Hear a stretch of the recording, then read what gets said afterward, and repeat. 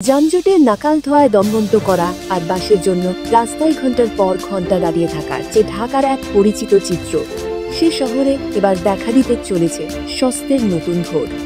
একদিন হয়তো এই শহরে পরিচিত হবে নতুন নামে ইলেকট্রিক বাসের শহর ঢাকা, এবং সেই স্বপ্ন বাস্তবের রূপ নিতে শুরু করেছে।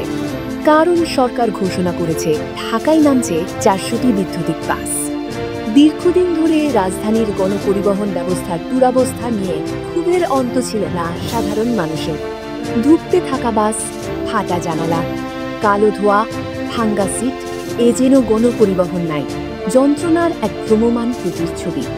এর মধ্যে শিক্ষার্থী থেকে শুরু করে কর্মজীবী মানুষ প্রত্যেক দিন লড়াই করে টিকে থাকার নাম ছিল বাসের যাত্রা। ঠিক এমন এক পরিস্থিতিতে ঢাকার রাস্তায় পরিবেশ বান্ধব, শীতাতপ নিয়ন্ত্রিত আধুনিক বৈদ্যুতিক বাস নামানোর ঘোষণা যেন নীরব শহরে এক হৃদয় ছোঁয়া বার্তা। বিশ্ব ব্যাংকের অর্থায়নে বাস্তবায়ন হচ্ছে Bangladesh plane air freight one নামের এক বড় মাপের প্রকল্প। আর এই প্রকল্পেরই অন্যতম স্তম্ভ ঢাকায় এই বৈদ্যুতিক বাস সেবা চালু করা।